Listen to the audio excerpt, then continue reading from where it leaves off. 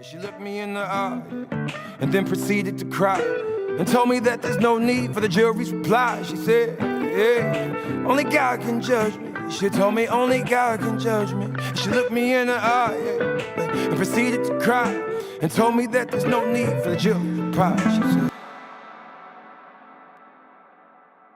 I think it was ingrained in me that if you from that side and I'm from this side, we can never, you know what I mean? We can never rock, right?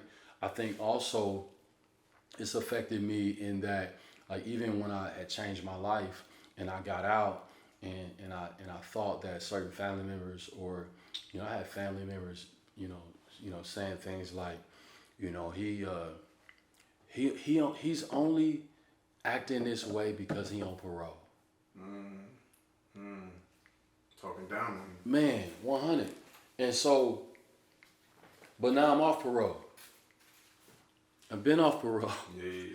You know, so now what's the excuse? And so I think it's affected me, like, cause emotionally, man, like, I want to see, you know, you want to see your family, you want to see your friends, you want to see everybody win, but everybody don't want to see you win, man. And it's unfortunate, but it's like, those are ways that I've kind of like been directly impacted before my change and after my change, and I'm still evolving, right? But it's like, okay, so let me give you another example. We have a lot going on in America, and then locally we got a lot going on in Omaha, and we have a lot of successful things happening. People are doing a lot of things, but when you look at the Asian population or the Latinx population, right? There's some synergy behind the way they move.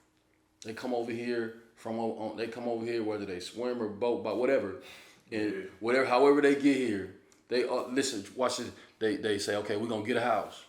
One person come, the next person come, right? All right, everybody get jobs. We all gonna live together for a minute. All right, and we're gonna all put money on this mortgage.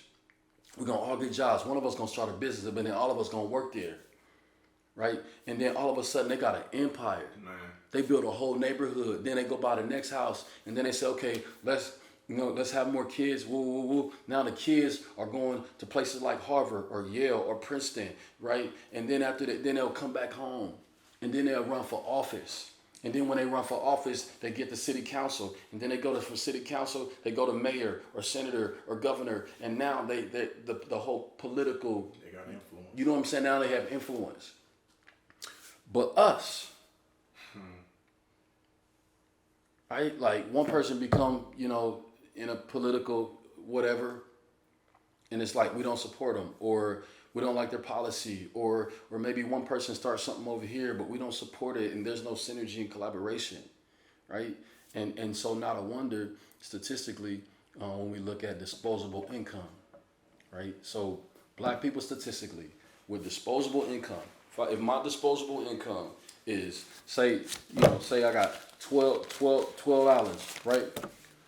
2% is what we spend with people that look like us. That's nothing.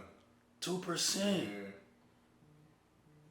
You know, and so when I look at that, it's like, man, that's why we're not getting anywhere.